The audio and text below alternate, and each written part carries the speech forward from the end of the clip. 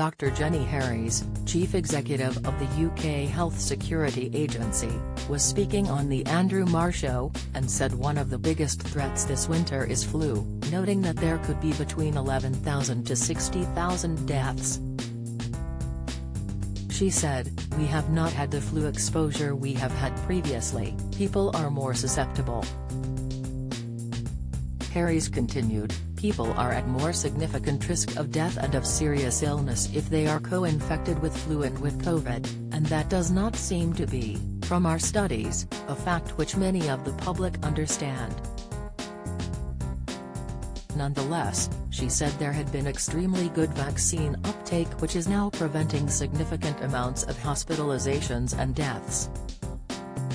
Marr asked whether because there has not been as much flu circulating, as a result of mask wearing and staying inside, she was concerned about the vaccine and this particular strain of flu. Harries answered, "It is a more uncertain year, but I certainly would be encouraging everybody to go and get their vaccine.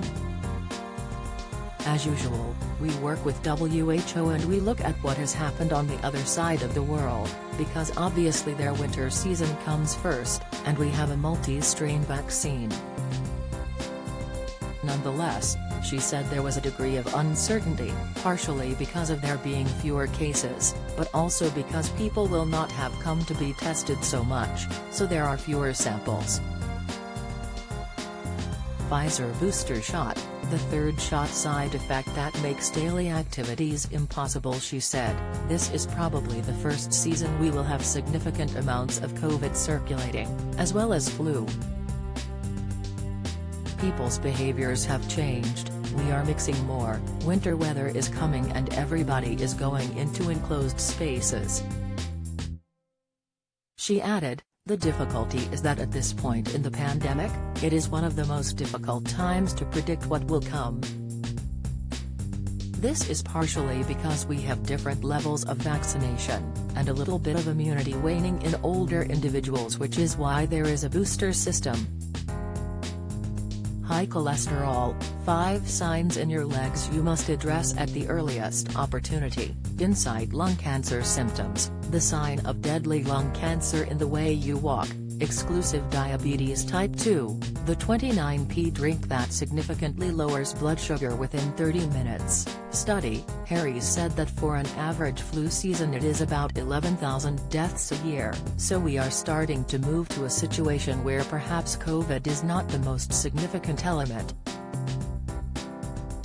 NHS England said on Saturday that 3 weeks after the booster programme began, a total of 208 third jabs have been given.